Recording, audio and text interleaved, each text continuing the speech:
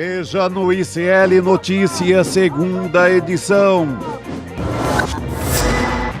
Vitória das fake news. Após a enxurrada de mentiras sobre taxação, governo Lula volta atrás e revoga mudanças no monitoramento do Pix. Cessar fogo em Gaza. Israel e Hamas chegam a acordo para suspender combates. Reféns serão libertados e exército israelense sairá de territórios palestinos. Exclusivo! Heloísa Vilela revela o truque do MBL para tentar criar um partido político. O ICL Notícias, o veículo mais confiável do Brasil, está no ar.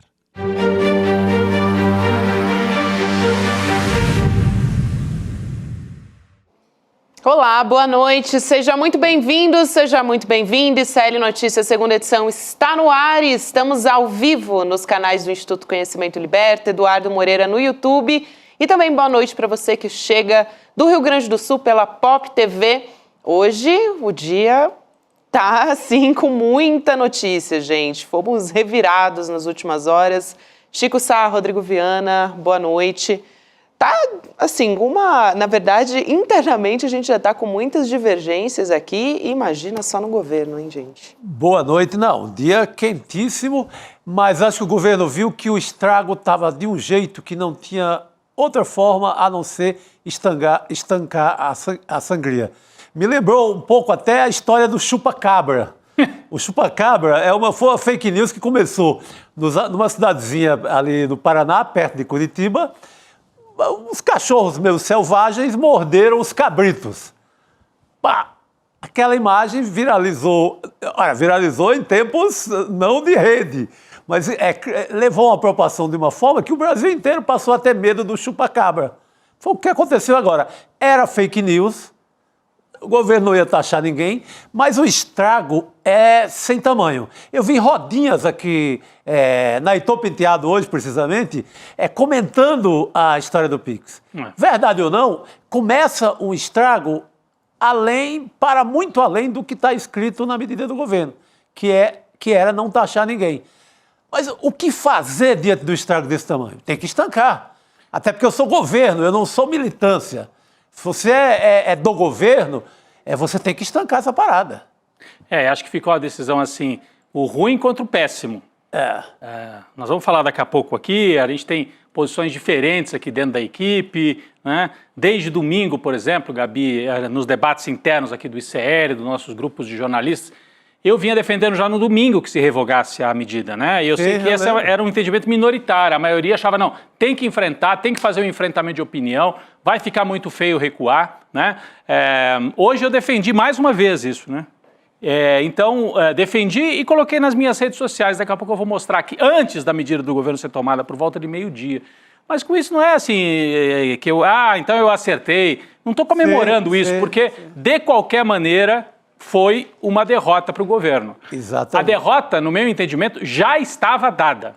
Retirando ou não retirando. O meu entendimento é que manter do jeito que estava a medida era manter a sangria. E eu entendo a política muito como uma guerra, ainda mais agora. É guerra permanente, guerra total, daqui até 2026. Você queima capital político numa batalha menor, se fosse na guerra, você gasta suas tropas numa batalha que não é decisiva para a guerra, ou você, se está perdendo essa batalha, recua as tropas, reagrupa e se reorganiza para as batalhas que realmente importam. No meu entendimento é isso que estava em jogo. É uma visão que muita gente tem um outro entendimento, né, Gabi, outras pessoas aqui.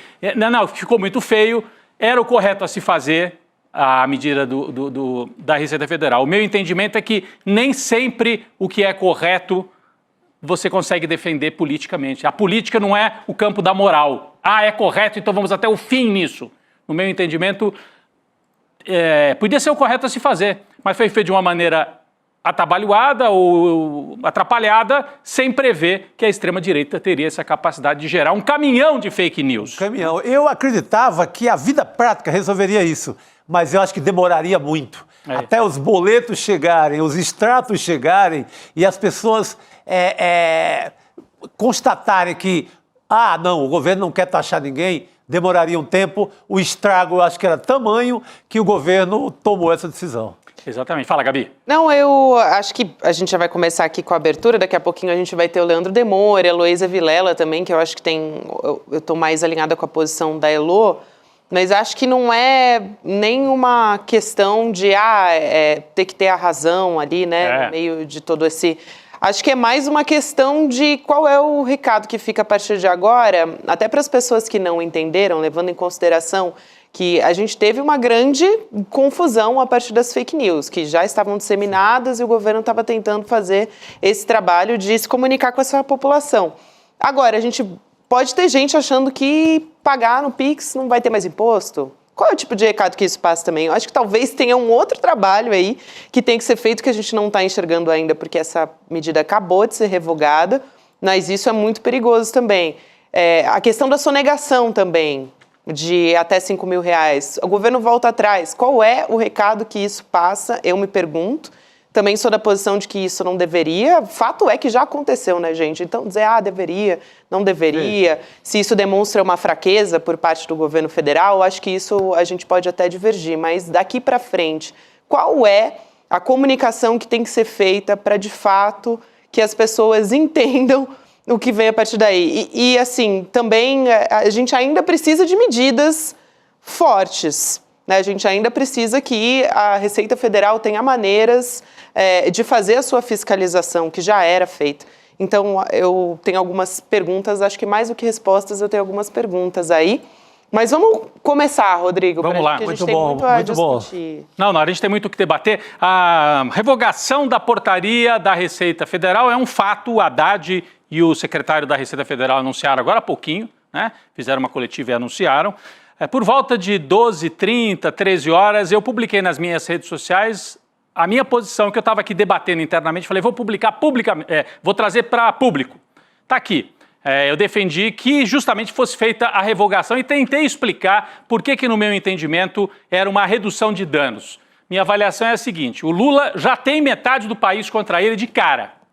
Agora, antes dessa crise, já tem. O gado é imenso e não diminuiu desde 2022. Lula é a última trincheira contra a volta da extrema-direita, que viria ou virá ainda mais forte em 2026. Sem Lula, não vamos nem até a esquina, politicamente falando. Segundo a tela aqui do meu, dessa defesa que eu fiz da revogação da portaria, que foi publicada antes de 13h. A revogação aconteceu às 4h. Então, Lula precisa de alianças ao centro para ganhar de novo em 2026. Se a popularidade dele cair muito agora, parte do centrão, que hoje compõe o governo, vai se retirar agora e vai compor com Tarcísio já em 2026. O caso do Pix tem potencial para provocar esta virada na popularidade. Esse era o meu entendimento a 13h. Depois eu segui com outras explicações, defendendo basicamente o seguinte: na política você tem que escolher as batalhas. Todo mundo sabe disso, não estou falando nenhuma novidade. Você escolhe as batalhas principais que você vai travar. E às vezes você escolhe batalhas difíceis, que você sabe que nelas você vai gastar uma parte do seu capital político. Vou dar um exemplo. A Dilma fez a Comissão da Verdade. Muita gente diz assim, Comissão da Verdade, podemos até tirar aqui, obrigado, gente. Comissão da Verdade ficou de mal com os militares, atrapalhou o governo dela, mas ali valia. Ali era uma questão central e é uma questão central de defesa da democracia. Um outro ponto, trazendo para mais recentemente, o Lula, na questão palestina, comprou uma briga de frente com o Estado de Israel, com a comunidade judaica, parte dela aqui no Brasil, com os evangélicos e com a mídia pró-sionista. Muita gente diz, que isso, o Lula está exagerando. Usou capital político porque entendeu que essa era uma batalha central na disputa que se dá no mundo. E é. Então eu acho que quando você escolhe as batalhas, você entra, você sabe que você vai se desgastar, mas você entra consciente de, essas são batalhas que valem a pena entrar para perder, para ganhar, você tem que fazer a batalha. Agora, aqui, no caso dessa portaria da Receita Federal, no meu entendimento, é uma medida lateral. Uma medida essa questão dos impostos, né? Você deixar de pagar imposto, isso não vai acabar por causa dessa medida da Receita Federal. Me desculpa, já existia antes, vai continuar existindo depois. Então, é uma medida absolutamente lateral, uma batalha absolutamente lateral. Muita gente apresentou, é uma medida técnica. E era. Só que se transformou numa batalha política. E aí vem a leitura. Vale a pena você manter as suas tropas em campo aberto, bombardeadas, dizimar o seu exército, queimar o seu capital político, inviabilizando talvez a sua vitória na guerra, que vai terminar lá em 2026, por causa desta batalha da Receita Federal? No meu entendimento, não. No meu entendimento, não. Por isso que eu fiz essa defesa. Não é que eu ache que a medida era ruim, ela era tecnicamente correta, né, e defensável. Não tinha nada demais, na verdade. Não tinha nada demais. Mas politicamente se transformou inviável você defender. Por quê? É uma tempestade de fake news. Mas a mídia toda entrou tentando explicar. Hoje, um jornal nacional vale meio vídeo do Nicolas Ferreira. O vídeo do Nicolas Ferreira bombardeou o Brasil. Ele sai como vitorioso, sai. Aliás, ele já estava vitorioso antes da revogação do governo. O meu entendimento é esse. Você está dando para a direita uma vitória. Não, a vitória já estava dada nesta batalha. O que você está fazendo é escolher. Você vai se retirar e reagrupar forças para depois tentar atacar em outros momentos, em outros campos, ou você vai insistir numa batalha que, no meu entendimento, já estava politicamente perdida. Foi isso que eu defendi aqui. Bom, o objetivo dessa onda criada pela direita com uma norma técnica da Receita Federal era transformar o Lula numa espécie de pato manco, num presidente mais fraco. No meu entendimento, o que está em jogo e o que está em curso é uma operação, uma espécie de 2013 digital. Lembram das jornadas de 2013? Eram uns 20 centavos, mas não é apenas por 20 centavos. Vamos mudar o Brasil. E o que era uma batalha local em São Paulo se transformou numa batalha nacional contra o governo da Dilma e que derrubou a popularidade da Dilma. Vocês lembram? A gente tem aqui as imagens de 2013, o que foi aquela movimentação que começou com uma reivindicação até justa, popular, e terminou com a vitória da direita. E o Haddad era prefeito em São Paulo e teve que revogar o aumento de 20 centavos. E na época dizia a mesma coisa. É o correto a se fazer, tem que subir a tarifa, fazer o quê? Teve inflação. Só que politicamente era um desastre. E o que aconteceu aqui na popularidade da Dilma? Nós temos aqui, podemos mostrar aqui, gente? Eu falei de 2013, acho que não foi possível mostrar. E o quadro aqui também, a gente tem o quadro aqui mostrando o que aconteceu com a popularidade da Dilma em 2013. Olha aqui, gente. Manifestações de junho de 2013. A Dilma tinha 65% de ótimo bom. Vem em 2013, olha o que acontece, em um mês. Cai de 65 para 30. E aí ela consegue ainda terminar o mandato e se reeleger por uma diferença bem pequena, derrotando o Aécio. Mas foi uma batalha duríssima. O que o Nicolas e outros da extrema-direita, a família Bolsonaro, tentam fazer é transformar esse episódio do Pix no 2013 do Lula, com uma diferença que é pior para o Lula. Em 2013, a Dilma tinha 65 de ótimo bom, agora o Lula já tem 35. O Lula já está aqui, ó. Se conseguirem derrubar o Lula agora, a popularidade dele, e ele já estava sangrando, e as pesquisas internas do governo já mostravam isso, aí você inviabilizaria a continuidade do governo, ele podia até terminar o mandato, mas o Centrão não estaria com ele na batalha, e ele precisa de alianças, precisa de palanques fortes e precisa ter um diálogo com a população. Então, no meu entendimento, o que está em jogo aqui no Brasil é a tentativa de fazer um 2013 digital. Aqueles vídeos do Nicolas, daqui a pouco a gente vai mostrar, falando de manifestações que não aconteceram. A gente tem fotos, né? Mostrando assim, ou o Brasil para o Lula, ou o Lula vai parar o Brasil, como se tivesse acontecendo grandes atos de rua. Ele espalhou isso e está espalhado pelas redes, por todas as redes sociais. Nesse sentido, para evitar uma queda abrupta de popularidade como essa que aconteceu, no meu entendimento, o recuo do governo foi correto. Pô, você está dizendo que um monte de gente defendeu a medida, o Barreirinhas veio aqui no ICL e defendeu, e foi correto? Não, eu estou dizendo que diante do quadro complicadíssimo que se criou, é melhor você recuar, reagrupar as tropas, para novas batalhas, que essa batalha estava perdida. Não é que você deu a vitória para a direita, ela já tinha obtido a vitória e a decisão é, você retira as tropas rápido e vai para a próxima ou você vai continuar sangrando no campo de batalha. Essa decisão difícil. Muita gente que se expôs defendendo a medida deve estar chateada, e eu entendo.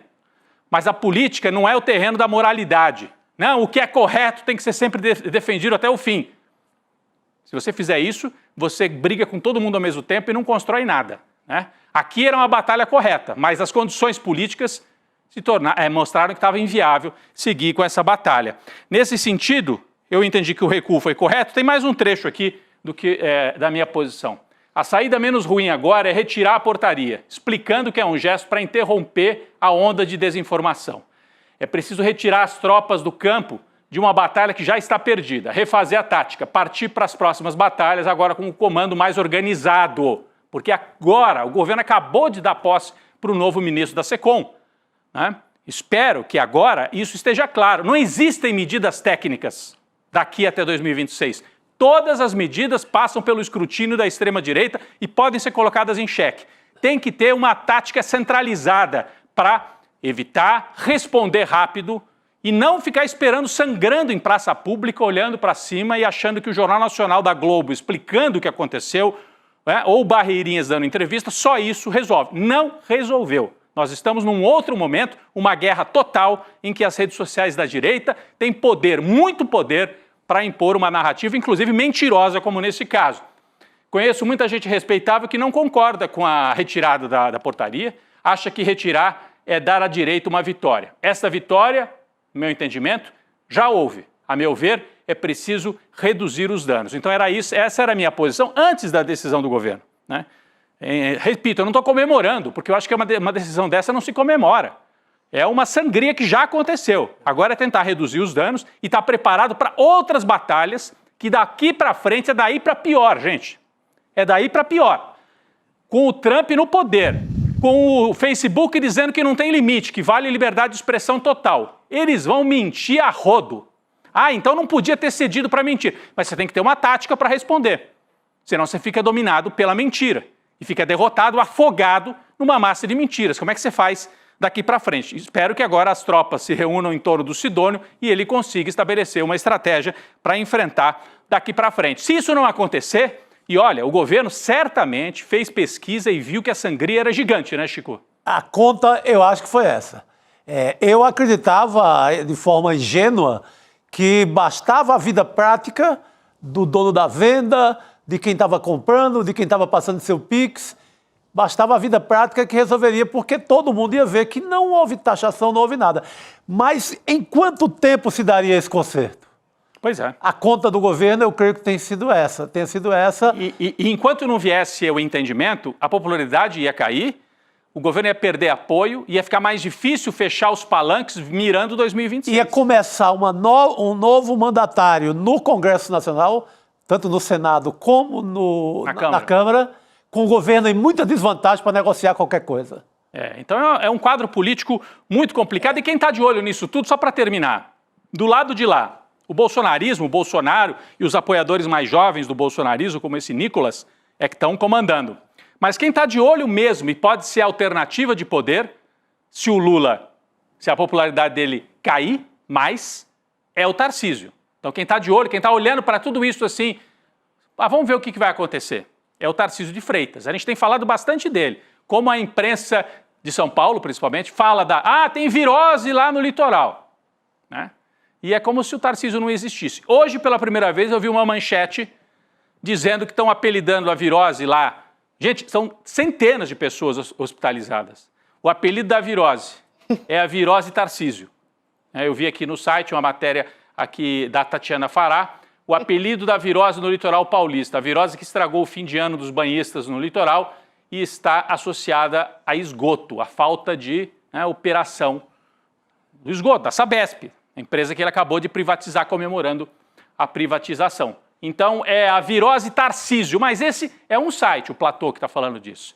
Estadão, Folha, UOL, G1 e tal, deixam o Tarcísio no lugarzinho dele. A gente já falou disso na segunda-feira. Ele está passando limpinho por uma virose que colocou centenas de pessoas ou no hospital de cama, como o nosso colega William De Luca, né, do N1, que continua 3 ou 4 dias já afastado do trabalho por causa da virose. Então, é alguma coisa séria, é de saúde, e o Tarcísio é esse personagem que está escolhido pela elite paulista e brasileira para ir para o combate. Se a popularidade do Lula cair, ele está pronto para ser o herdeiro do bolsonarismo, agora tira a farda de terno e gravata, de mãozinha dada com a Faria Lima. Esta é a grande batalha.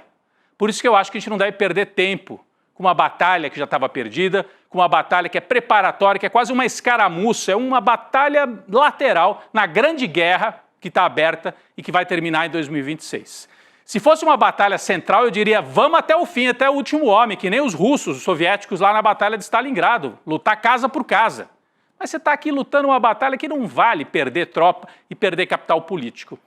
Então, se prepara, se reagrupa, organiza, porque o embate verdadeiro é com ou Tarcísio ou outro que vai representar esse pensamento e que faz a defesa das fake news, da liberdade de mentir, como eles fizeram nesta crise que foi fabricada, mas da qual a extrema-direita saiu vitoriosa e o governo agora tenta reduzir danos numa crise instalada por uma portaria, né? Que todo mundo dizia, a portaria técnica terminou em crise política.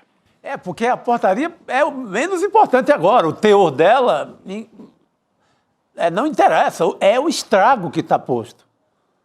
Tem que cuidar disso, remendar esse negócio e bola para frente. A gente continua nessa discussão aqui, eu quero até dizer que essa informação da revogação da Receita Federal foi do próprio secretário da Receita Federal, Robson Barreirinhas, que esteve aqui ontem no Série Notícias e em tantos portais e TV, justamente para tentar explicar para a população o que de fato estava acontecendo e desmentir as fake news.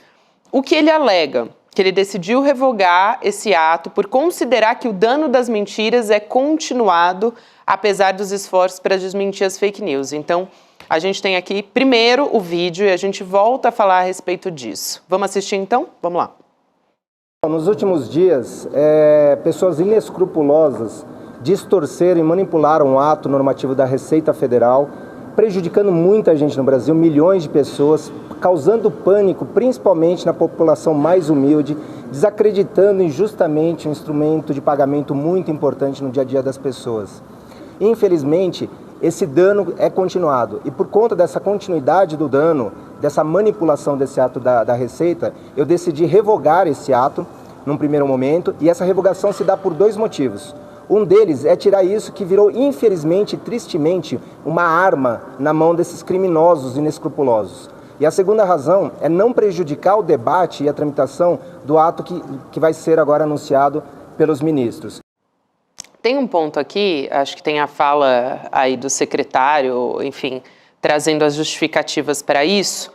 Até o Christian Lynch, que é um cientista político, acho que ele fez uma publicação nas redes sociais dele que eu concordo, assim, em parte, mas nem tanto quanto um vídeo do Nicolas Ferreira, tá humilhando o Haddad e tal, ele tem esse posicionamento, mas o que eu acho que é um ponto central, e até vai um pouco ao encontro do que disse o Rodrigo, é sobre o planejamento das ações do governo federal.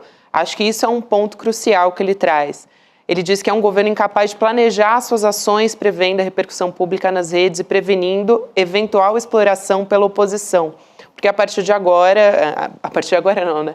Já há algum tempo a extrema-direita tem ditado e pegado, né, tudo que pode para transformar em mentira. A gente agora tem inteligência artificial para fazer isso.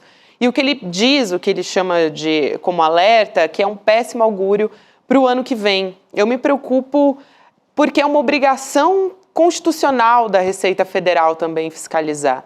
Quando eu falei sobre recados que isso passa, a gente tem um posicionamento político a partir disso, tem uma questão que é burocrática, que é a Receita Federal precisa fiscalizar essas questões todas. Então, está agindo por uma pressão da extrema-direita e de rede social.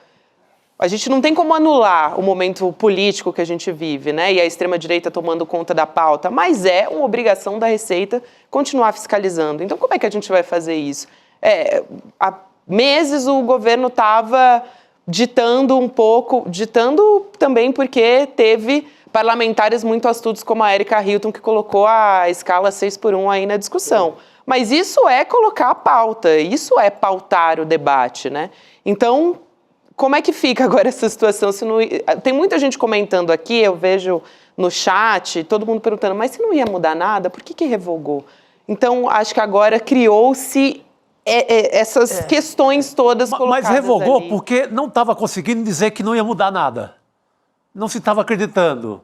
Então, tira. E eu acho que a Receita não perde poder nenhum de fiscalização, porque a Receita já é amparada num catatal de leis que dão direito à Receita fiscalizar. Você não pode ser ingênuo e dizer, olha, vamos ficar atento no Pix, não sei o quê. Soou como ingenuidade. E as pessoas preferiram acreditar na fake news. Então, acho que não carece de comunicação do governo, tá dizendo, vamos fiscalizar isso, a Receita vai botar o leão aqui em cima da tia aqui ou do milionário. A Receita já tem uma farta legislação que até a obriga a fiscalizar. Sim. Já é um papel de rotina, o papel do dia a dia.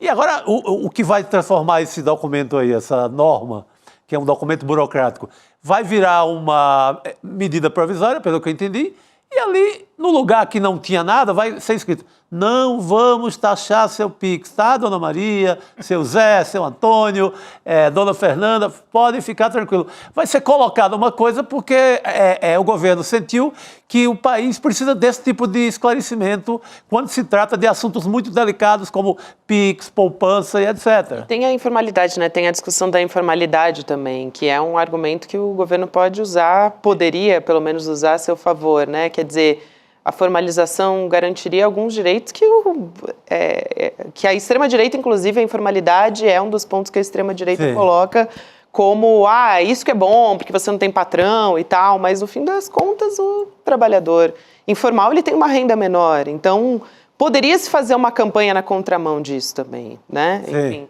uma regularização dos informais, quais são os ganhos que eles teriam, enfim, o governo tem que de alguma forma capitanear essa discussão. O que eu acho assim, sonegação já existia antes dessa medida e vai continuar existindo agora que ela foi revogada. Ela não ia acabar com a sonegação. Sim, é obrigação da Receita combater a sonegação, mas no momento em que a gente vive o país rachado ao meio, a extrema-direita com esse discurso que a Gabi disse, que o Estado é inimigo, que cada um é pelo seu esforço próprio, você dizendo, não, vamos aumentar, colocar os olhos em cima do Pix. É mais ou menos o equivalente à campanha de 89, que a gente, né, Chico, acompanhou, quando se falava em caderneta de poupança. Falar nisso, você ganhava ou perdia a eleição. Se alguém fala, não, precisamos mudar as regras da caderneta de poupança. O Collor espalhou que o Lula ia fazer a apreensão da caderneta de poupança. E depois ele chegou lá e fez o bloqueio. Falar de Pix tem esse efeito hoje em dia. Pix é um instrumento usado por essa grande massa de brasileiros na informalidade. Também os formalizados usam. Mas talvez a turma que está no governo não compreenda o tamanho que significa, o que é o Pix, para quem está lá na ponta e não está formalizado, e vê o Estado como adversário. Porque houve uma campanha de anos e anos de discurso de extrema-direita, mas esse é um dado da realidade. Então, nós vamos lidar com isso assim, não, o correto a se fazer, o Barreirinhas até disse isso aqui. Eu não vou revogar, ele disse aqui na entrevista, aqui no ICL, não vou revogar, porque se fizesse isso, eu estaria premiando, sim, aqueles que sonegam, os grandes e tal, que sonegam, e estaria prejudicando o pequeno. Gente, mas às vezes o que é o correto, você não pode fazer, você não consegue fazer, você não tem força para fazer. Isso é um dado claro, óbvio até da política, não se trata do campo da moral. Tudo que for correto eu vou defender até o fim. Às vezes não dá. Aliás, na vida é assim. Mais ainda na disputa política. Então, se ficar nessa de que, mas não podia voltar atrás porque era o correto a se fazer, era o correto e pode custar, ou podia, se fosse mantido, no meu entendimento, custaria a reeleição do Lula. Pode ainda custar a reeleição do Lula, porque foi um movimento em falso, se apresenta, volta, gera dúvida, né? Então, é algo muito, muito sério. Saiu de uma portaria da Receita Federal, uma medida técnica, e virou uma batalha política. Nada mais é puramente técnico. É tudo parte da grande batalha para 2026. O Leandro Demore daqui a pouco está chegando para conversar com a gente também, mas antes eu quero trazer aqui um vídeo do ministro da Fazenda, Fernando Haddad, que o governo vai editar uma medida provisória para garantir que o sistema de pagamentos não será taxado. Então, o que o Haddad disse é que ele nunca defendeu a taxação do PIX, ao contrário do ex-ministro da Economia, Paulo Guedes, fez essa comparação, dizendo que ele estudou um imposto para essas transações em 2020. E aí o Haddad explicou como é que deve ser editada essa nova medida provisória. Então a gente vai rodar esse vídeo e volta já já com o Leandro Demori. Vamos assistir? Uma medida provisória que reforça os princípios tanto da não oneração, da gratuidade do uso do PIX, quanto de todas as cláusulas de sigilo bancário em torno do PIX, que foram dois objetos de exploração por parte dessas pessoas que estão, na nossa opinião, cometendo um crime, porque quando você desacredita um instrumento público, você está cometendo um crime. Tem pessoas que chegaram a receber boleto em casa para pagar com o logo da Receita Federal, que vão para uma conta que ninguém sabe o que é e prejudicando a economia popular. Então a medida provisória reforça esses dois princípios e praticamente equipara o pagamento em PIX ao pagamento em dinheiro. Vamos colocar a Leandro Demori aqui no nosso papo, mas só para dizer aqui que a extrema-direita tem comemorado, vi agora aqui, por acaso, um desses tweets aí da extrema-direita, Gustavo Gayer, um desses agentes da extrema-direita, comemorando aqui. Lula sai derrotado e revoga a fiscalização do PIX. Bom, quero ouvir Leandro Demori sobre isso, incluir ele aqui no nosso papo. A gente aqui no ICL tem diversas posições. Vamos trazer agora Leandro Demori junto com a gente. Boa noite, querido. Chega mais aí. Fala pessoal, boa noite, como é que estamos por aí? Espero que estejam todos bem. Bom, Gabi, a gente vinha falando sobre isso já desde segunda, né? Na verdade, desde a semana passada, o assunto que veio crescendo, cresceu bastante no final de semana, na segunda-feira já foi assim um grande assunto dos programas, a gente trouxe o chefe secretário da Receita Federal, o Robson Barreirinhas, para explicar. Agora, eu estou muito alinhado com o Rodrigo, a gente vem falando sobre isso também. Como eu brinquei aqui em casa, né? Gabi, tem coisa que é errada, que tá errado, né? E tem coisa que é errada que tá certo. Aí, como assim, Leandro? Por exemplo, assim, aquelas TVzinha pirata, aquela aparelhinha TV Box, sabe? Isso aí, tem milhões dessas TV no Brasil, né? Tá errado, né, Rodrigo? O que o governo vai fazer? Vai botar a polícia para bater na casa das pessoas para recolher a TVzinha Box? Não vai, gente. Você tem um custo para fazer isso, tem um custo político, tem um custo social, né? Não vale a pena você fazer isso. Então tem coisa que é uma coisa e tem coisa que é outra coisa. Qual que é o... Tem vários pontos aí, Gabi. Primeiro, já desde 3, 4 dias atrás, afastou-se do sentimento da população. A gente via isso, eu fiz pergunta no Desperta ICL todas as manhãs, hoje de manhã eu fiz de novo para as pessoas responderem ali no chat. Já estava afastado do sentimento da população a ideia de que se cobraria imposto no PIX. Não era mais esse assunto, as pessoas não estavam mais falando nisso. Qual que é o receio das pessoas? Gabi, você trabalha, tem um bico, né? Você é professora de matemática de escola pública e aí dá aula particular de matemática. Só que você não tem MEI, né? Você recebe no PIX essas aulas particulares, você não declara no seu imposto de renda essas aulas particulares, né? Então, popularmente se fala no Brasil que é um dinheiro frio, tá? Isso é uma infração? É contra a lei? Olha, por certo que, em boa medida, será contra a lei, ou por ignorância, ou por má fé, né? Será contra a lei. Só que a economia brasileira, ela é altamente informalizada. É o fisioterapeuta, é o cara que corta a grama, é a pessoa que limpa a piscina, é a massagista, a menina que coloca a unha de gel. Gente, é como é. Tanto pessoas que fazem bico, como pessoas que vivem disso e muitas vezes nunca foram sequer apresentar. Não tem um contador, gente, não sabe o que é MEI. Tem gente que é analfabeta, gente, não sabe usar a internet. Não tem computador em casa, não tem internet fixa, só tem celular, um celular ruim. Então, como diz o Rodrigo, essas pessoas em tese deveriam entrar no sistema e se formalizar? Sim. Na prática, isso é viável fazer de qualquer jeito? Não, não é de qualquer jeito. Não. Foi feito de qualquer jeito, né, Gabi? Não foi, só que passou para as pessoas o entendimento, e aí eu queria fazer uma brincadeira que eu fiz hoje pela manhã, uma analogia, que eu acho que fez muito sucesso e até os amigos estão começando a copiar, assim. Você imagina o seguinte, Gabi, o símbolo da Receita Federal é um leão, não é? É o leão. Aí você imagina o seguinte, você está sentado numa cadeira, Chico, está sentado ali, né? O leão está na sua frente e o leão está olhando para você. Só que você sabe, Chico, que o leão, ele é meio cego, né? Não enxerga direito. Então você sabe que ali até a sua perna o leão não está enxergando. Aí o dono do leão tá sentado do lado do leão e bota um óculos no leão. E aí você olha pro dono do leão e fala, ô Rodrigo, você botou um óculos no leão, né? Eu não vou nem botar o óculos mais. Botei. Aí, ó, Rodrigo, nem bota. Botei o óculos. Mas o leão tá enxergando a minha perna agora, e o dono do leão fala, tá enxergando a sua perna. Mas vai morder? Não vai morder. Mas tá enxergando a minha perna? Tá enxergando a sua perna. Mas vai morder? Não vai morder. Ficou esse sentimento, entendeu, Gabi? O leão botou um óculos, tá olhando pra sua perna, aí o dono do leão fala, não vai morder. E há um descrédito antigo da população em relação à Receita Federal no Brasil. A gente teve uma revolta no século XIX, o Chico vai saber muito bem essa história, dos quebra-quilos. Quando foi instituído o sistema métrico no Brasil, Gabi, em 1867, no Brasil você comprava coisa, não tinha medida as coisas, né? Era medida por pé, por braçada, por saca, né? Não tinha um sistema métrico. O governo imperial instituiu o sistema métrico para poder cobrar melhor os impostos. Teve uma revolta com fortíssimos tons religiosos, as pessoas se reuniam nas igrejas, rezavam para santos, iam para a rua, quebravam as balanças, quebravam os metros, incendiavam as balanças. As pessoas odeiam os impostos no Brasil, Gabi. Odeiam, isso é histórico. Odeiam os impostos no mundo. Né? Odeiam os impostos no mundo. Não há ser humano que fique feliz quando sobe os impostos. Nunca vi alguém me chamar para uma festa, oba, vai ficar mais caro o imposto no ano que vem. Então é claro que, como o Rodrigo falou, é uma batalha que já estava perdida, não adianta mais explicar se ia cobrar, se não ia, tal, não sei o que. É a metáfora do leão, era isso aí que estava na cabeça das pessoas.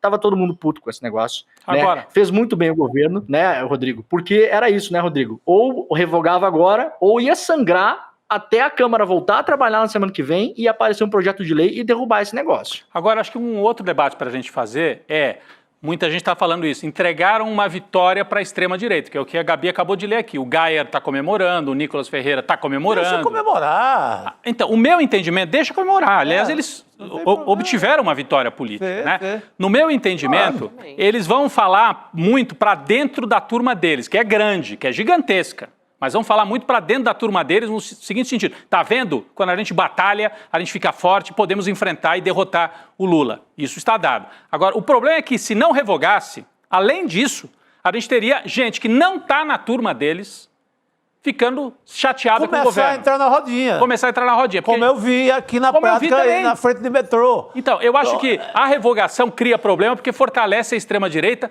com a turma deles. Mas contém uma sangria porque tinha gente que não é bolsonarista, não é de extrema-direita e estava começando a dizer assim, pô, mas o Lula, hein, o Haddad querem me perturbar com esse negócio. Vou ficar desconfiado. Tô desconfiado. Então, a hora que toma a medida de revogar, esse aí, que não está na turma do bolsonarismo, não vai nem ouvir o Nicolas comemorando, ele vai tocar a vida dele. Agora, o Nicolas vai fazer cada vez mais barulho, o Geyer também, e o governo agora tem que se preparar. Mas eu queria saber, né, a opinião de vocês, Gabi, Chico, o Demore, como é que é isso? Eles vão cantar a vitória? É uma vitória gigantesca? Qual a avaliação de vocês? Rapidamente, eu acho que a proporção é a mesma. Do mesmo jeito que espalhar fake news chega nas pessoas, essa comemoração também vai chegar e é uma vitória do Brasil, diz aqui o Gustavo Geyer, por exemplo. Do mesmo jeito que essas mentiras chegaram para muita gente como verdade, muita gente tomou como verdade, muita gente também toma como verdade que foi revogado porque Lula viu que era um estrago e voltou atrás, porque viu que popularmente ia se desgastar. Então eu acho que no fim das contas a proporção acaba sendo a mesma. O posicionamento para comemorar não é só na bolha também, acho que para comemorar também vai chegar nas pessoas da mesma forma, mas o Chico quer falar também? Não, depois eu acho que eles iam comemorar de todo jeito, porque se você parte com a fake news desse tamanho, com essa ordem, é tão organizado que você vai se comemorar de todo jeito. Fizemos um estrago. O governo mede e é inteligente e vamos estancar, essa a gente não ganha. Essa estava perdida. Essa a gente não ganha. Não vamos deixar que se espalhe, não vamos deixar que tirem da nossa parte dos 30% aliados fiéis. Não vamos mexer com essa parte, vamos seguir com essa parte, tentar melhorar o governo e ganhar mais na frente. Ganhar principalmente quando se deve ganhar, que é 2026. E aí a batalha de Stalingrado. Então é sábia a decisão. Não tem o que ser feito. Eu falei do chupa-cabra, porque o chupa-cabra eu lembro muito bem da primeira notícia. Notícia na Gazeta do lado de Curitiba. Era no papel ainda. No papel. A notinha do cachorro selvagem que mordeu uma ovelha. Aquilo virou chupa-cabra. 2 semanas depois, minha mãe estava com medo lá do Ceará. no quintal, quando ia pegar as roupas para botar dentro de casa, porque ia chover. Então, a gente estava mexendo com chupa-cabra. É ingovernável. Refaz Nicolas a coisa. é o chefe do chupa-cabras. O Nicolas Ferreira é o chefe do chupa-cabras. Que é quando a notícia, que aí não é nem, você não está mais nem no campo da fake news, é quando entra, o povo que estuda comunicação sabe, entra a zona que ele chama zona crepuscular. É uma zona ingovernável. Não se detém mais isso. Porque entra no terreno místico, entra no terreno... pesa forte a ideologia, pesa de um jeito que não tem como retirar isso. Não tem razão mais. Não é mais só uma noticiazinha mentirosa. As pessoas passam a ver, em vez do chupa-cabra, o leão olhando para a perna, como para voltar para a imagem aí para a metáfora do Demore. Então, virou chupa-cabra, retira e vamos refazer o jogo.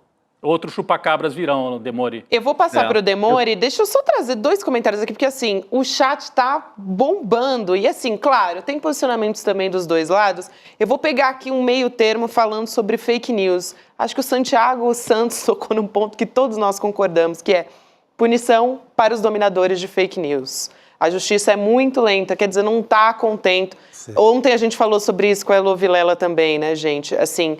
essas pessoas precisam ser identificadas. Parece que a fake news sai do nada, se espalha. Quem são os autores, né, dessas mentiras? O Marcos Vinícius Gutierrez Andrade também vai nessa mesma linha. O problema é a mentira vencer sempre, é o que ele diz aqui. Vou passar para o Demore também, mas queria trazer um pouquinho da nossa audiência, que está, assim, falando muito aqui. Estou até com dificuldade de acompanhar de tanta mensagem que está chegando, mas está participando muito aqui no nosso chat, viu, Demore?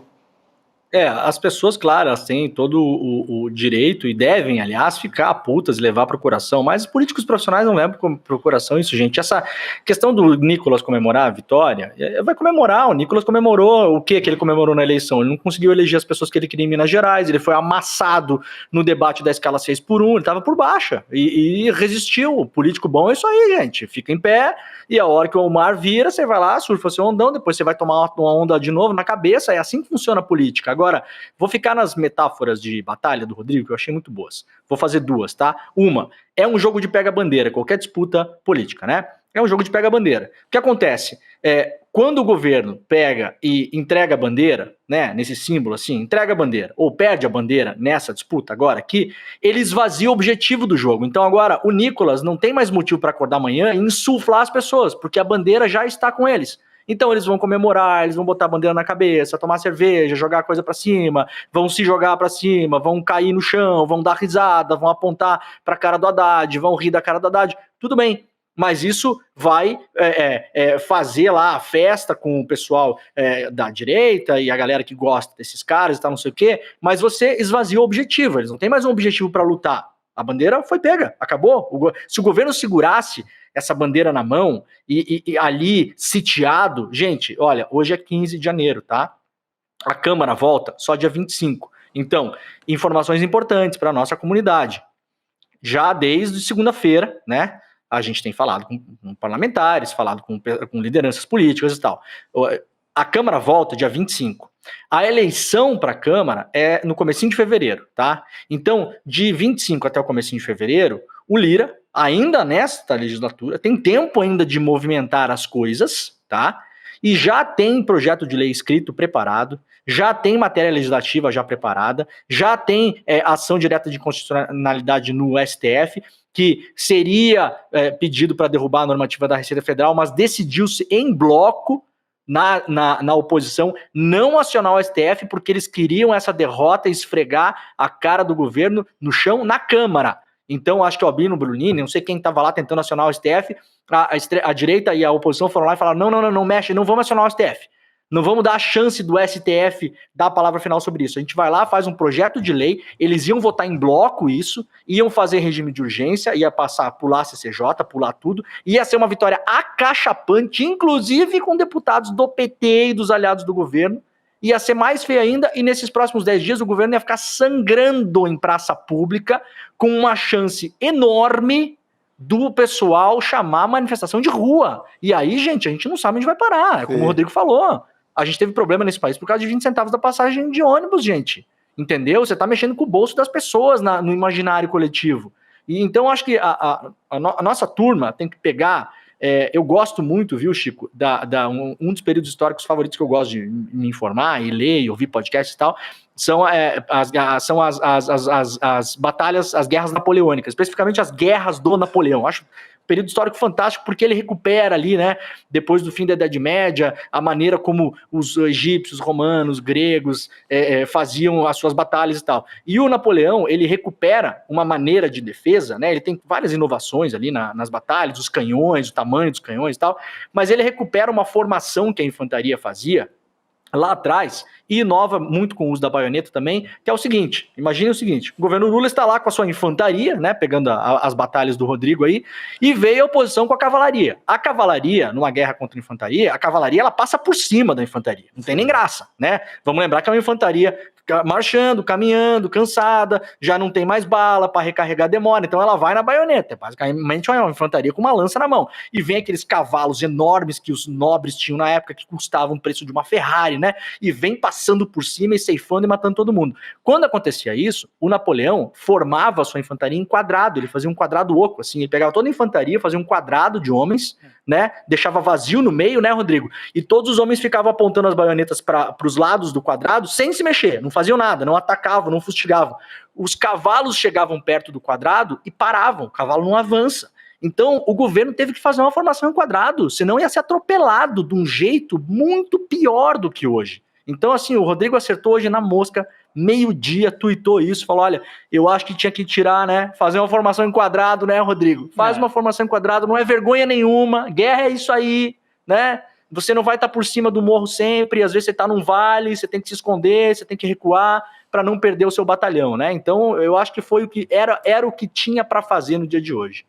Tá bem, é isso. Não, eu só ia dizer que tem aquela famosa também frase do Lenin, né? Às vezes você precisa dar um passo atrás para depois dar 2 da frente. O problema é quando você dá um passo atrás para depois dar mais 2 para trás. Né? Esse é um risco também que nós estamos. Então, esse é o receio de todo mundo. Porque isso só se o governo tivesse muito mais fragilizado, aí seria... Não está nesse ponto ainda. Não está nesse ponto, está no ponto de guerra, de batalhada, está no jogo. O governo está no jogo. O governo tem medidas econômicas importantíssimas, vitoriosas. O governo está no jogo. Corria o risco de perder todas essas conquistas por conta desse quebra-quilo aí do varejo. Não, e rapidinho, Gabi, eu sei que a gente tem outros temas aqui, mas o nosso internauta falou, mas o problema é que dá a impressão que a mentira vai ganhar sempre. Só para lembrar, não ganhou sempre. Em 2022 não ganhou. Nas investigações da Polícia Federal não está ganhando. Então a mentira não ganha sempre. O próprio Nicolas Ferreira foi derrotado. Pesadamente na eleição agora. Ele não conseguiu nada. Agora, às vezes, ganha sim. E às vezes nós precisamos estar preparados para isso, né? Eu queria trazer o componente da justiça aqui também. A Jordana Luza, que está nos acompanhando, ela até perguntou aqui para mim, a Receita Federal pode abrir um processo contra o Flávio Bolsonaro, por exemplo, pela fala sobre a Receita no início da semana? A gente tem, por exemplo, agora o governo buscando providências judiciais. A gente tem uma medida assim que vai na linha da dúvida, me parece, aqui da Jordana, porque o governo está buscando providências sobre as fake news, né? Quem disseminou mentiras sobre o Pix. Então, a Advocacia Geral da União, na verdade, eu acho que a Advocacia, a AGU, agiu rapidamente. O problema é que as fake news proliferam muito mais rápido. Mas agiu, foi acionada, pediu para que a Polícia Federal investigue quem espalhou essas fake news, e até o Jorge Messias, o ministro-chefe da AGU, explicou sobre esse pedido. A gente tem o vídeo dessa fala, também é uma discussão que a gente pode trazer aqui à mesa. Vamos assistir. Em razão desses crimes que foram cometidos, golpes, pessoas de boa fé caíram em golpes estimulados pela mentira produzida por esses políticos, por essas pessoas, por esses criminosos. Nós determinamos que a Advocacia Geral da União, ainda hoje, notifique a Polícia Federal para abertura de inquérito policial, para identificar todos os atores nas redes sociais que geraram essa desordem informacional, que criaram essa narrativa e fizeram com que pessoas de boa fé, comerciantes, cidadãos em geral, caíssem nos golpes contra a economia popular. Então, nós identificamos crimes contra a economia popular e é por isso que nós estamos pedindo à Polícia Federal que abra um inquérito para investigar todos os crimes contra a economia popular e também crimes utilizando os símbolos, a logomarca do governo federal, do Ministério da Fazenda e da Secretaria da Receita Federal. Aí a gente tem, na sequência, uma fala do ministro da Fazenda, Fernando Haddad, dizendo que as mentiras podem caracterizar crime contra a economia popular. A fala do Haddad é a seguinte: a AGU foi envolvida para tomar providências judiciais contra os golpistas, porque muita gente divulgando fake news está patrocinando organizações criminosas no país, que estão atuando, enviando boletos para a casa das pessoas, cobrando a mais indevidamente, dizendo que está sendo taxado quando não está, então tem havido crimes envolvendo o consumo. O Haddad também, ele negou que as fake news tenham provocado uma queda nas transações por Pix, porque foi algo que se falou bastante aqui também. O Banco Central vai na linha de que a movimentação está dentro da variação normal para o mês de janeiro. Então, trazendo aqui um compilado de algumas informações e, ao mesmo tempo, essa discussão sobre a judicialização para a gente poder discutir aqui na mesa. Demore. A movimentação de Pix caiu bastante em janeiro. Ela é sazonal. O André Campedelli, nosso colega, analisou, né? Falou que todo janeiro cai, mas nesse janeiro, até o dia 10, aí, caiu mais do que todos os meses de toda a história do Pix. Pode ser coincidência, pode não ser, enfim, tá? Só para a gente trazer esse dado. Agora, é claro, né, Gabi, quando você tem uma informação que ela calcifica na sociedade, como calcificou essa, de que a Receita Federal vai começar a cobrar imposto, agora as pessoas vão cair nesse golpe, vai chegar a cartinha em casa, a pessoa vai achar que o Lula vai cobrar o imposto, porque essa informação de que foi revogada, ela não vai chegar em todo mundo, a gente já falou sobre isso, demora, chega e a pessoa não acredita, chega, mas daí chega a informação de que foi revogada a portaria, mas daí chega uma cartinha em casa que parece imposto da Receita Federal, a pessoa paga falando, pô, era fake news que revogou nada, tá aqui, eu vou ter que pagar esse negócio. Esses golpes geralmente são golpes de pequena monta em grande volume, né? Por isso que as pessoas caem, então chega na casa da pessoa R$ 42,12 para pagar. Sim. A pessoa vai lá e olha, tô no lucro, se é só isso aqui que o Haddad vai me cobrar, vou pagar, né, Rodrigo? Então, vou pagar esse negócio. Então, aí você tem 10 mil pessoas pagando R$ 42. Então, isso é uma coisa. Sobre punição, a AGU não pode punir ninguém, a AGU é um advogado, né? A AGU é a Advocacia Geral da União, ela representa a União em processos judiciais. O que ela pode fazer? Ela pode instar outros órgãos da federação, Polícia Federal, entrar com uma representação do Supremo, enfim, para tentar abrir algum tipo de procedimento, investigação, mas ela não tem poderes persecutórios e nem para punir ninguém, né? Ela vai na defesa do governo federal nesse caso. E uma última coisa importante, o Haddad tem muita razão em relação a punir esses golpistas especificamente, né? Agora, a gente tem que tomar cuidado com algumas coisas, até porque, eu acho assim, né? Não sei se os colegas concordam, se a gente se escora muito na muleta da fake news, a gente não entende o jogo, e se você não entende o jogo, o mágico ele vai sempre adivinhar a carta que você pegou e rasgou e ele botou no bolso. Não tem jeito, tá? Então você vai sempre ser enganado no circo, tá? Você tem que entender o jogo. O que é fake news? Fake news é, obviamente, você falar que vai ter imposto no Pix. Não vai ter, nunca teve, nunca se cogitou, não está na normativa, isso é uma notícia falsa.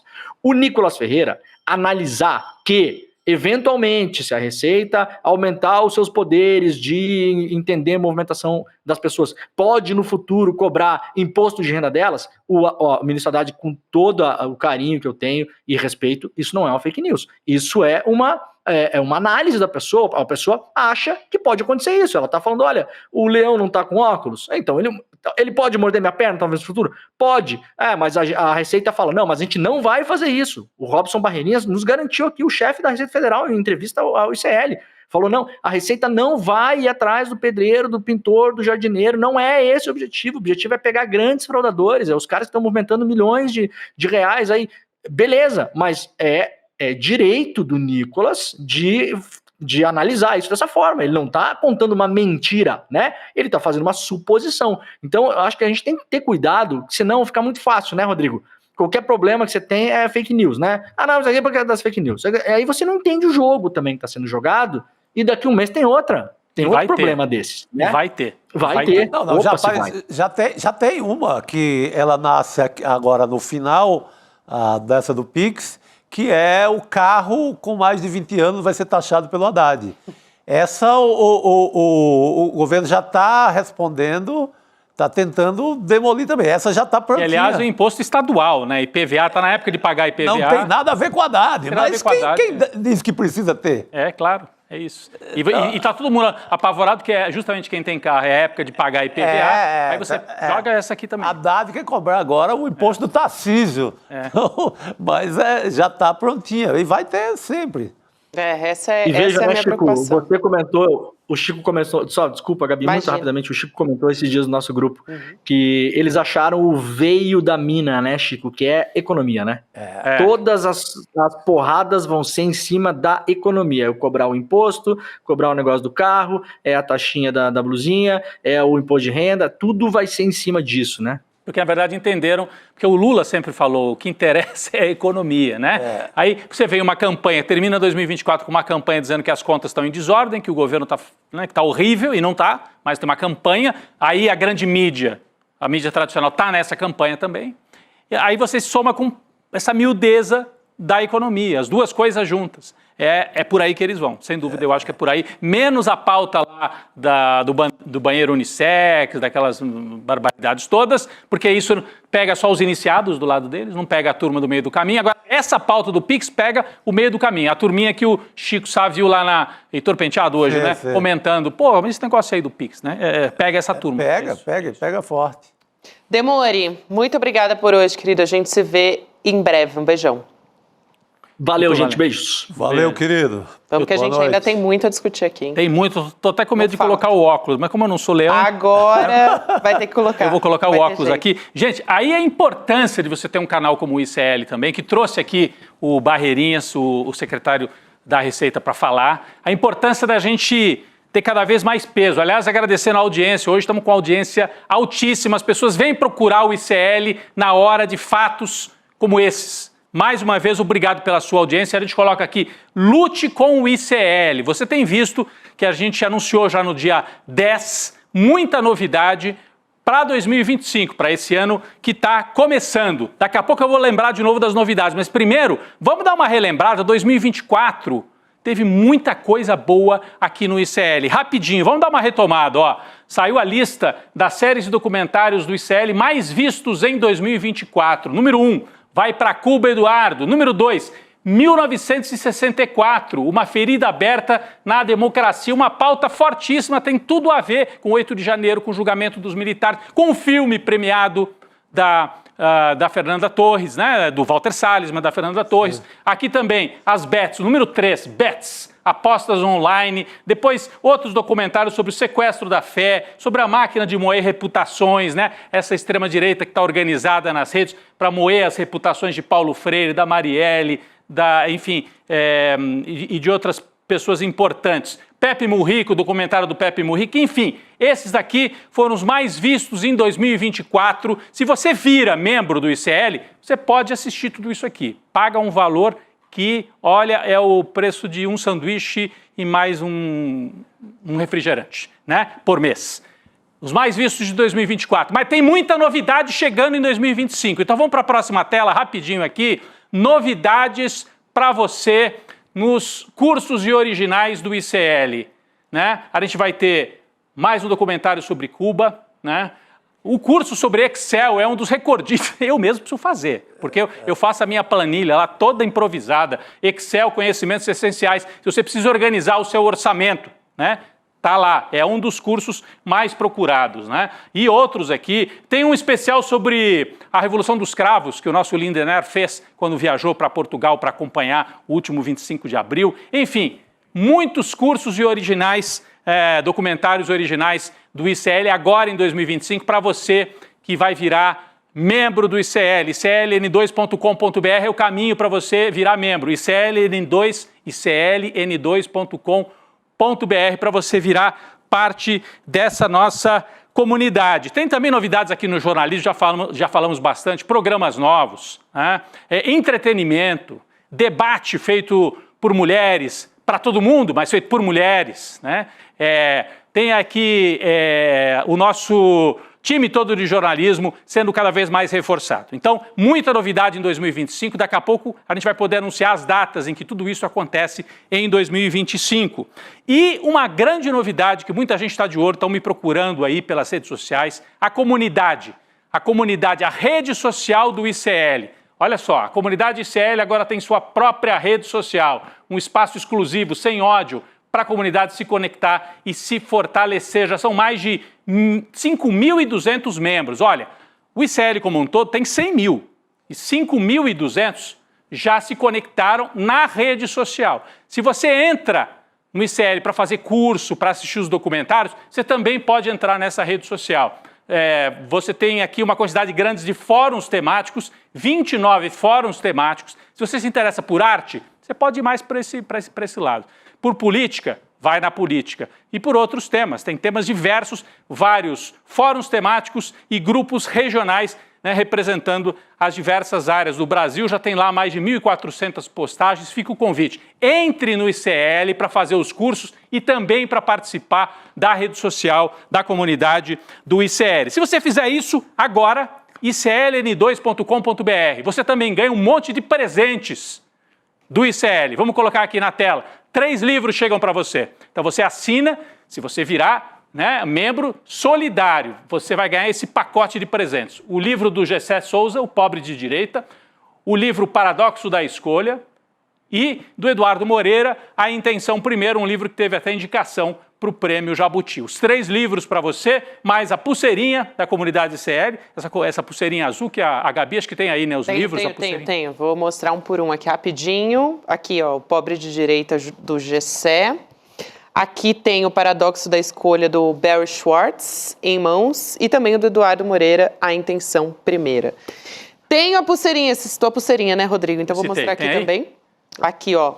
A coragem é um ato de amor, essa é a pulseirinha, e essa daqui é a caneca. Você já falou dela também, né? Só o Conhecimento Liberta. Só o Conhecimento Liberta. É a canequinha especial do ICL e o certificado digital de membro solidário. Então faça a sua assinatura, a gente pode chamar assim, vire membro da comunidade ICL através desse endereço que está aí na tela, icln2.com.br, para acompanhar todas as novidades, cursos, documentários, participar da rede social, e você ganha também. Se faltava alguma coisa, um empurrãozinho, os presentes que estão aqui na tela para você. É isso aí, Gabi. Muito bem. Muito bem. Seguimos por aqui. Tem outro assunto que é muito, muito importante no cenário internacional, gente. A gente está falando, claro, da revogação da medida por parte do governo, mas o noticiário internacional hoje demanda muito a nossa atenção. Depois de mais de 1 ano e 3 meses, hoje foi anunciado que Israel e Hamas chegaram a um acordo de cessar fogo. Então, um anúncio que foi feito pelo primeiro-ministro do Catar, o Mohammed bin Abdulrahman Al Thani. Esse acordo inclui a liberação de reféns que estão sob o poder do Hamas, são 98, sendo que 34 foram mortos, isso de acordo com informações de Israel, e a libertação também de prisioneiros palestinos em Israel, além da retirada das tropas israelenses de Gaza. Quero trazer aqui os pontos, alguns dos principais pontos desse acordo para a gente chamar a Heloísa Vilela para falar aqui com a gente. Então, vamos lá. Na primeira fase, vai durar cerca de 1 mês e meio. Esse acordo prevê a devolução de todos os reféns civis, que são 98, vivos ou mortos. Num primeiro momento, 33 reféns, então, serão libertados. Aqui estou reforçando alguns pontos que eu já tinha falado, né? No 16º dia após o início do acordo, começariam negociações para uma segunda etapa, na qual os demais reféns serão libertados. Em troca deles, os reféns, Israel vai libertar mais de 1.000 prisioneiros e detidos palestinos. Heloísa Vilela tem informações importantes sobre isso, ela que já acompanha esse caso há bastante tempo. E também a retirada das tropas israelenses de Gaza, tropas de Israel lá de Gaza, feita em etapas. Já vou chamar a Elo direto para falar com a gente a respeito desse assunto. Elo Vilela, que eu não posso deixar de dizer aqui que é aniversariante do dia. Assunto muito difícil hoje para tratar.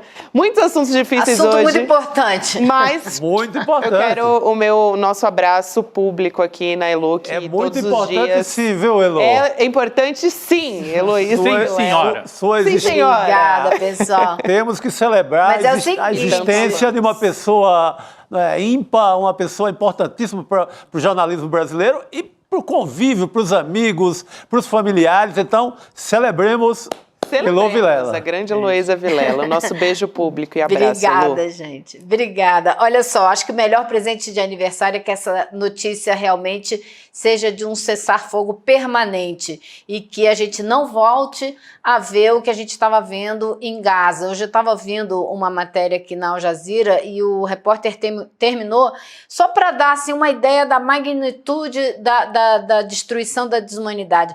Para enterrar todas as crianças assassinadas nesse genocídio, uma por dia das que foram assassinadas, nós levaríamos 39 anos. Só para a gente ter uma ideia do tamanho do problema. Então, hoje saiu essa notícia de um cessar-fogo que é bastante delicado, porque ele não é automático. A primeira fase não se transforma na segunda e na terceira automaticamente.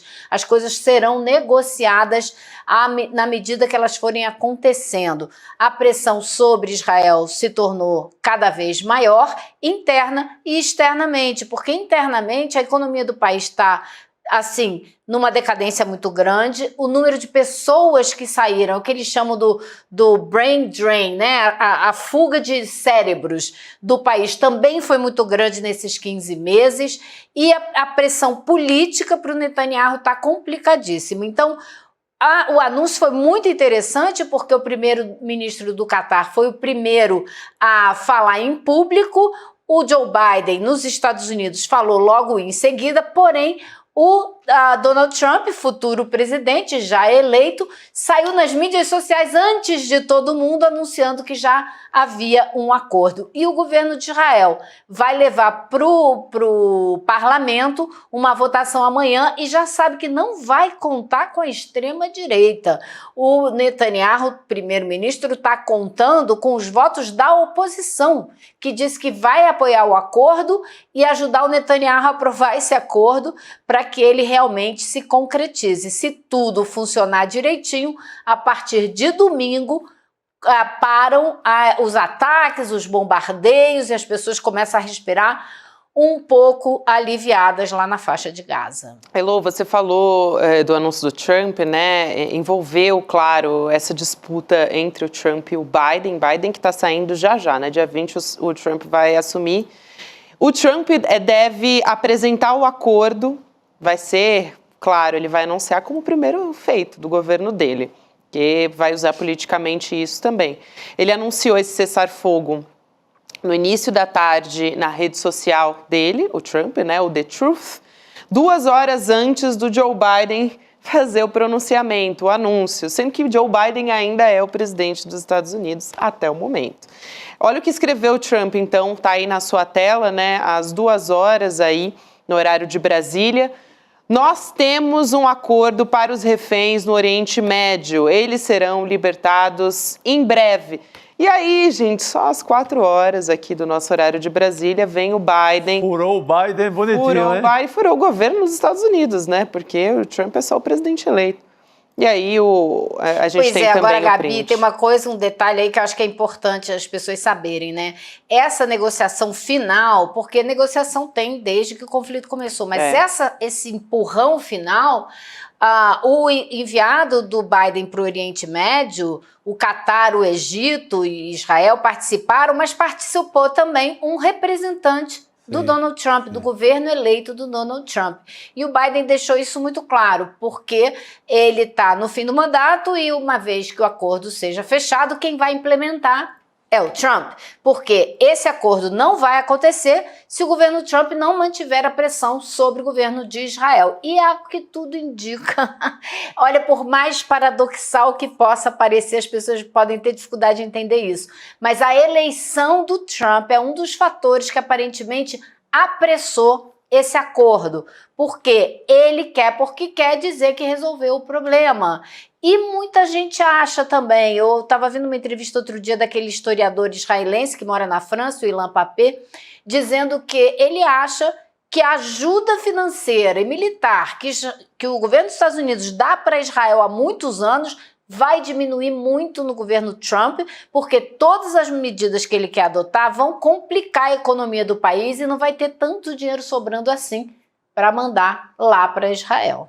Eu achei só curioso que o Trump, na hora que escreve a mensagem dele, diz: nós temos um acordo para os reféns no Oriente Médio. Ele não fala nos reféns israelenses, ele fala nos reféns em geral. E nesse ponto ele acerta, porque os palestinos presos por Israel são reféns do Estado de Israel, né, em boa parte, não tem julgamento, são presos de maneira arbitrária, então tem refém dos dois lados aí, né? Nesse caso é um acordo para libertar os prisioneiros palestinos, não? Olha, Rodrigo, você me desculpa, mas eu não acho que é isso que ele quis dizer, não. Não, eu ele sei que não é falando isso que ele dos quis dizer. reféns Não, eu sei que não é isso que ele de quis Israel. dizer. Eu digo que nesse caso acertou indiretamente, porque nós temos reféns. Por acaso, né? Por acaso ele acertou. Sim, é isso. Não, e outra coisa, assim, bastante absurda é que o Joe Biden, o presidente Joe Biden, falou que com esse acordo abre-se uma via muito mais viável de criação do Estado palestino e agora os palestinos podem voltar para suas casas, para os seus bairros. Que casas? Que bairro? Bairros, que casa? Que cretino! É isso. Que cretino, cara. Então ele não deu importância nenhuma em momento algum aos mais de 45 mil mortos desse genocídio israelense. Isso daí não entra na conta. É um negócio, assim, inacreditável. Inacreditável. E agora provavelmente as empresas norte-americanas vão ganhar dinheiro na reconstrução, se é que vai começar uma reconstrução em breve lá na faixa de Gaza, né? Essa é uma outra batalha, ver o que vai ser feito. Isso faz parte isso faz parte da terceira fase desse acordo. A terceira fase porque a primeira são esses reféns que a Gabi mencionou. A segunda são os soldados que estão reféns. Trocar por mais de 1.000 outros presos palestinos, inclusive alguns com sentença de prisão perpétua. A terceira fase é a devolução dos corpos. Os reféns que morreram, cujos corpos ainda estão com o Hamas. Isso em troca do começo da reconstrução da faixa de Gaza. Então tem muita peça nesse acordo, tem a retirada das tropas israelenses que querem manter uma faixa ocupada ali no sul de Gaza, fronteira com o Egito. Tem vai dar muita confusão, vai ser bem delicada essa negociação e esse processo, porque não tem nada fechado a não ser o começo da primeira fase. Isso é muito importante, Elô, hoje você falar aqui, porque o acordo vai ser dividido em fases, né? A gente até leu, enquanto a Elô estava falando aqui, acho que se a gente puder colocar mais uma vez na tela, acho que vale a pena, talvez, né? Para a gente dar uma olhada mais uma vez nas fases desse acordo. Mas aí a gente está com o tweet do Donald Trump. O que eu estou falando é o acordo, né, entre Israel e Hamas. Aí, primeira fase, como estava explicando aqui, Elô, né? A devolução dos reféns civis, então, portanto, nesse primeiro momento. Num segundo momento, a segunda etapa, os demais reféns vão ser libertados. Elô citou também Agora a gente tem já a professora Arlene Clemecha aqui junto com a gente, viu? Acabei de ser informada. Acho que vale a pena a gente colocar a professora aqui em contato com a gente. Uma especialista no Oriente Médio. Uma especialista em Oriente Médio, historiadora. Professora, obrigada por aceitar nosso convite. Seja muito bem-vinda. Obrigada, é um prazer conversar com vocês.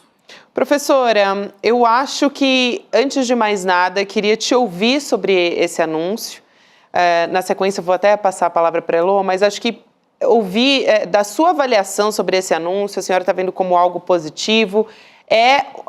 Dá para dizer que é uma vitória, porque, enfim, a gente tem milhares de mortos aí, né, na conta, mas é um motivo para a gente enxergar como um ponto positivo essas etapas que foram colocadas. Esse é um primeiro anúncio que é positivo?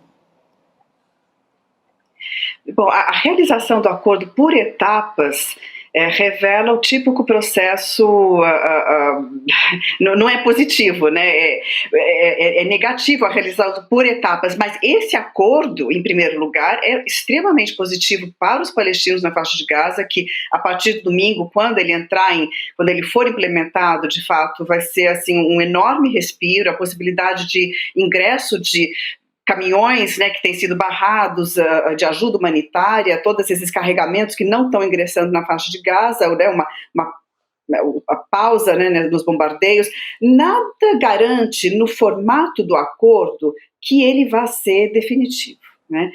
Mas, não obstante os enormes problemas que o texto do acordo possui, a realização dele, depois de 2 vezes, julho e maio do ano passado, em que Trump se negou a realizar o mesmo acordo, basicamente, a realização dele agora é uma vitória para os palestinos, é fruto da sua perseverança, e principalmente porque o acordo é realizado sem que Netanyahu consiga realizar os seus objetivos nesse ataque, que foram, né, anunciados como sendo a eliminação total do Hamas. Isso não aconteceu.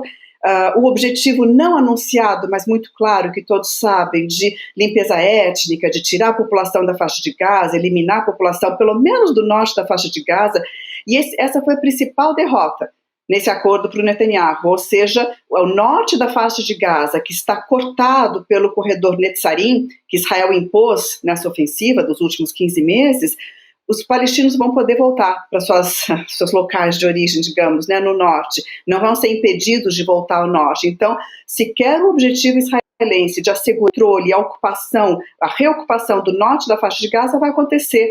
Então, tem inúmeros motivos pelos quais isso daqui não é uma vitória para Netanyahu de forma alguma, é uma vitória para a resistência, para a perseverança, para o chamado sumud, né, palestino. Os palestinos ficaram, no final das contas, eles ficaram na faixa de Gaza. É isso que a política israelense não consegue, essa política, né, que está realizando esse acordo nesse ataque, não consegue engolir o fato de que eles ficaram.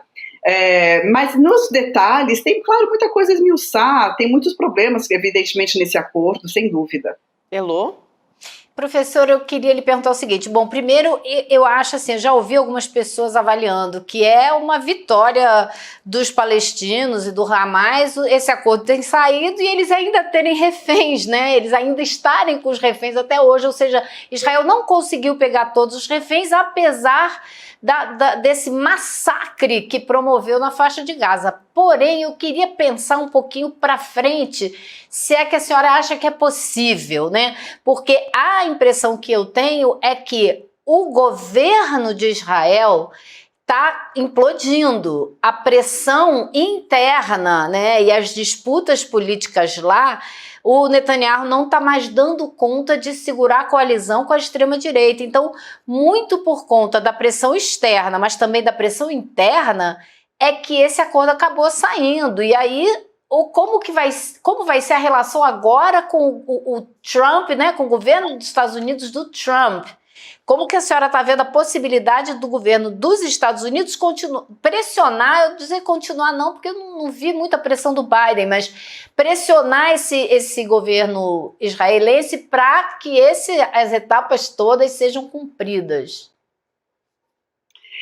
Justamente, quando eu comecei dizendo, né, já que a pergunta era voltada para as etapas, essa formulação de um acordo em etapas, sendo que a única etapa que está realmente formulada é a primeira, a segunda e a terceira estão em aberto, estão apenas indicadas e vão depender de uma continuidade nas negociações, é o típico modelo das potências garantirem a sua vontade, né? Então, chega-se num acordo na primeira etapa, deixando o exército israelense ele vai ser remanejado, ele não vai ser completamente retirado da faixa de Gaza, ele vai sair dos centros urbanos, mas vai permanecer dentro da faixa de Gaza.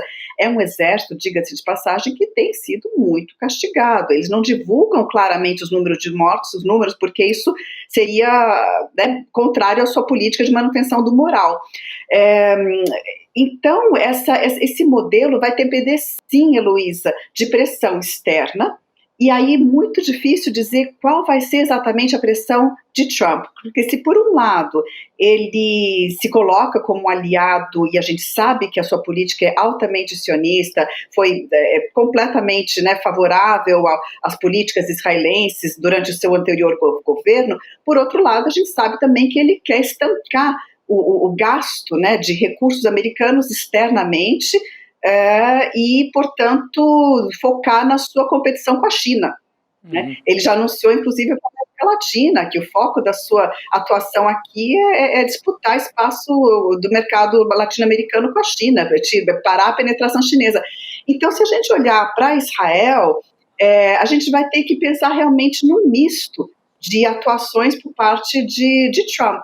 Né, por um lado, de extrema-direita, como é o seu governo, portanto, um aliado natural dessa coalizão de extrema-direita, que pode até mesmo formar um novo governo sem Netanyahu, e um governo que vai ser nem um pouco menos radical nas suas políticas anti-palestinas, e, por outro lado, tentar conseguir avanços sem gastar tanto. Essa parece ser a linha do Trump.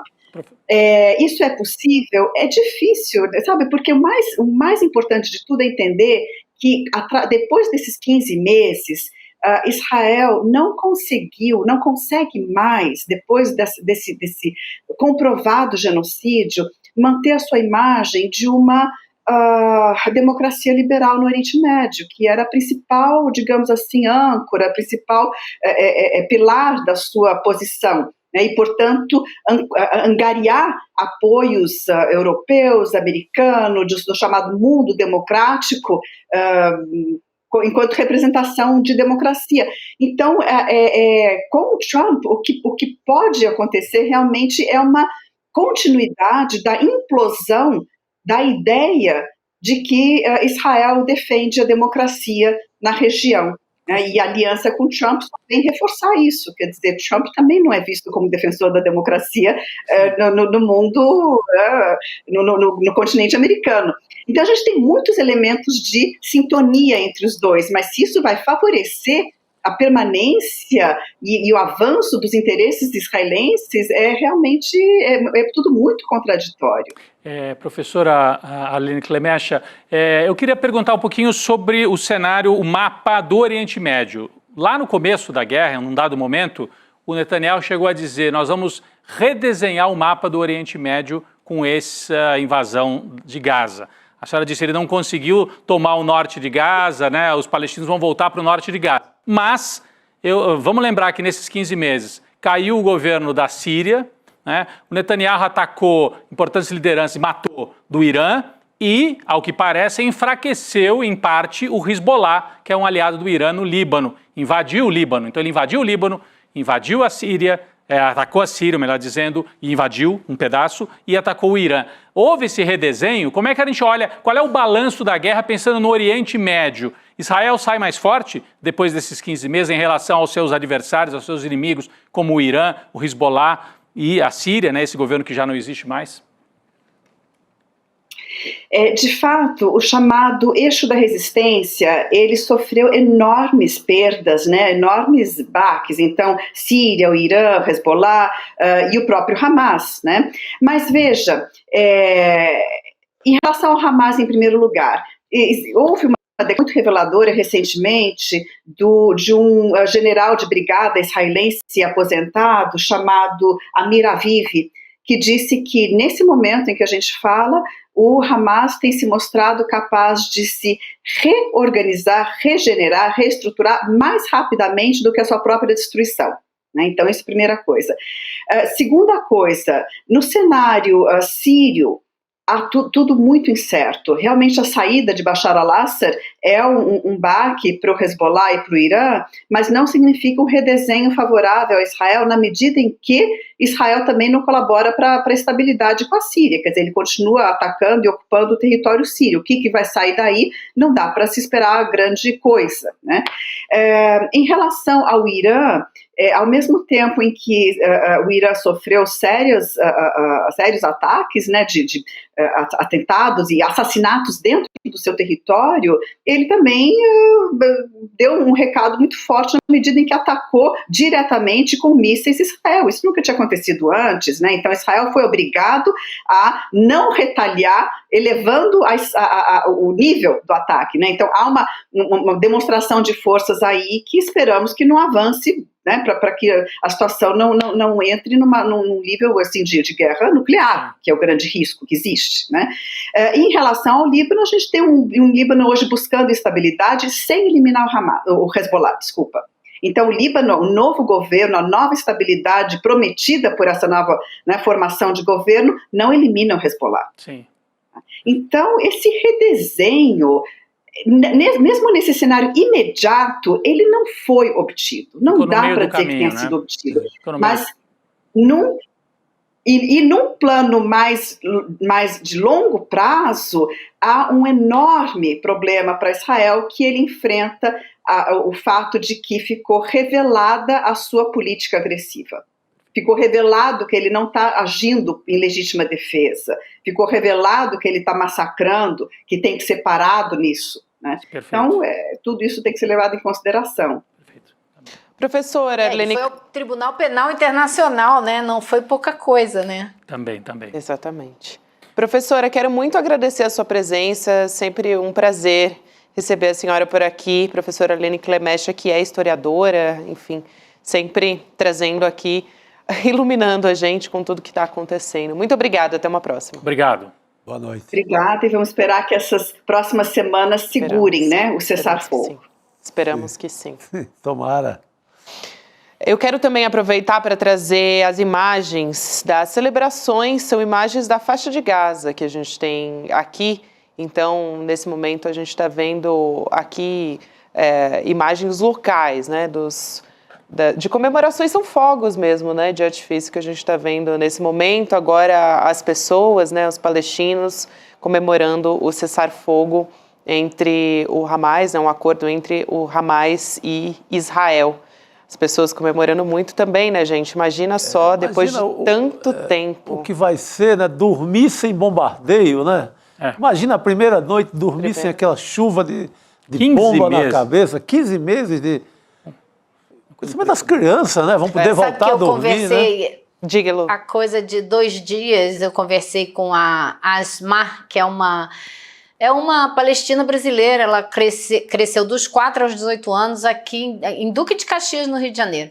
E ela estava falando comigo, eu agora tenho certeza que esse acordo vai sair do cessar-fogo. Eu falei, por que, Asmar?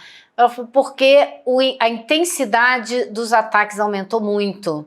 E é sempre assim, quando tá para terminar, eles incrementam a violência dos ataques. Olha que loucura, gente. E nas últimas 24 horas, Israel matou mais de 60 pessoas na faixa de Gaza. Lu, exato. Era muito difícil, né? Ainda que essas negociações estivessem acontecendo com mais intensidade, era muito difícil vislumbrar isso acontecer de fato. Então, essas imagens me causam um pouco assim de... Parece que me deu um pouco de alívio, mas é um misto, né? Com tristeza, porque já se foi muita gente. No meio disso tudo, né? Muitas vidas que já se foram. Elô, eu quero aproveitar a sua presença aqui para trazer uma última notícia que acabou de sair. A Procuradoria-Geral da República se manifestou contra a devolução do passaporte do Bolsonaro, para que ele queria viajar. Quem ficou surpreso aqui, me diz? Total de 0 pessoas. Mas ele queria ir para a posse do Donald Trump, né? Segurar. Queria, do verbo não vai, né? Também, aí seria demais, né? Os caras venceram com a fake news. Ainda teria o prêmio de Bolsonaro ganhando uma viagem. E acho difícil, né, agora o Alexandre de Moraes, que é relator, não acompanhar essa manifestação, né? Chico, Elô, Rodrigo, acho muito difícil, né? Ele vai acompanhar. Ele que pediu a manifestação da PGR, ele enviou para que ela se manifestasse, imagina. Claro, vai acompanhar. Sem baile hispânico. Sem baile hispânico, Bozo, por favor. Vai ter que bailar por aqui mesmo. Isso. Xandão, então, decide se autoriza ou não a viagem, mas a tendência, até por outras decisões que a gente já acompanhou ao longo da história do STF, é de acompanhar. Se nem o Gonê concorda... Não vai ser o Xandão que vai liberar. Diga ao povo que fico. Ô, Elô, se a gente fosse fazer um bolão, quando sai a denúncia do Gonê, pelo amor dos meus filhinhos, como diria o locutor? Eu acho que na... Chama a Juliana Dalpiva. Eu acho que vai sair na sexta antes do Carnaval. Antes do Carnaval? Sexta-feira não, Chico, antes pelo do Carnaval. amor. Ele quer acabar com o nosso Carnaval. Sexta-feira já é o último dia. A gente não tem programa no Carnaval. Eu quero que as Sexta-feira de Carnaval é o último dia de fevereiro, Chico. Isso vai sair no começo de fevereiro. Tá doido? Não, gostei do seu otimismo. Então é Elô, começo de fevereiro. O Chico acha que vai ser na véspera do Carnaval, né? Vai ser para esquentar Olinda. Isso aí. Esquentar Olinda, isso. Ali pelo dia 10 de fevereiro tá ótimo. Aí Xandão vira boneco de Olinda, aí a coisa... Será que dá tempo? Dá tempo pra fazer, já tem uma reservada. Já tá pronto. Por isso que tem que ser um pouco antes, lá pelo dia 10, né? Eu confio no povo de Olinda, que já deve ter um já boneco. deve ter. Elô, obrigada por hoje, querida. E a gente celebra muito a sua vida aqui. Um beijão. Obrigado, Elô. Parabéns. Parabéns, querida. Até. Tchau, tchau.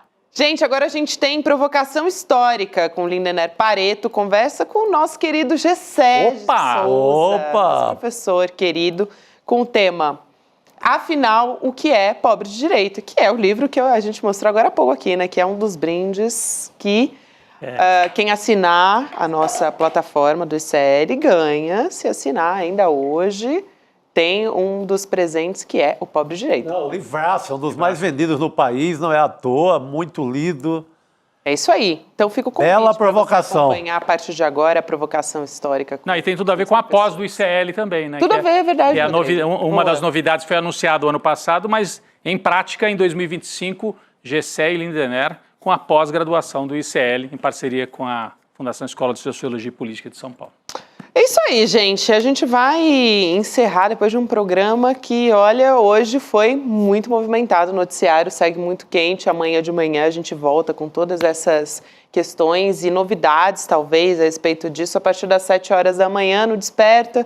E vamos, como sempre, com a nossa programação. Chico Sá, Rodrigo Viana. Valeu, Gabi. Sempre um valeu, prazer Chico. estar com Obrigado vocês. a todos e todas. Valeu, Abraço amanhã grande tem mais. a todos e boa noite. Boa noite. The Democrats say, please don't call them animals, they're humans. I said, no, they're not humans, they're not humans, they're animals.